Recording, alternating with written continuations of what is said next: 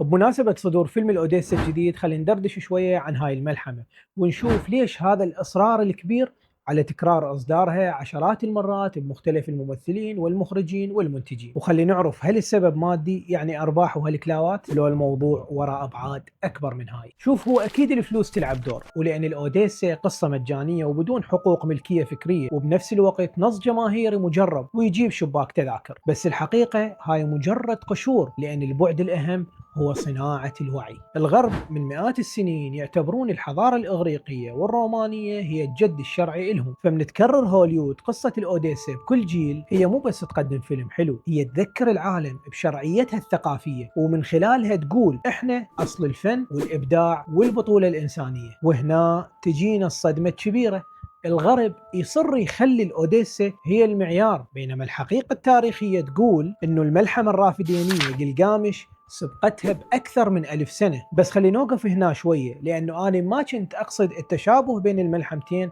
أو الاتهام بالنسخ، آسف نسيت الساعة ورحت لبستها. المهم هي مو بس سبقتها، لا، إنما حوت على عناوين أدبية هواي، منها الحب والفناء والصداقة، الآلهة والوحوش والعمالقة، والأهم رحلة البحث عن الخلود. فالموضوع مو عفوية سينمائية ولا مجرد أرباح، الموضوع يا صديقي هو تسويق لمركزية غربية، مركزية تريد تقول لك أنا مصدر كل شيء وعداية هو لا شيء. السؤال المهم بالنسبة لي هو إحنا عندنا مخرجين وكتاب يقدرون يحولون ملحمة جلجامش إلى عمل سينمائي ضخم ومن خلاله يسوق للعراق بالمحافل الدولية؟ شاركوني رأيكم بالتعليقات.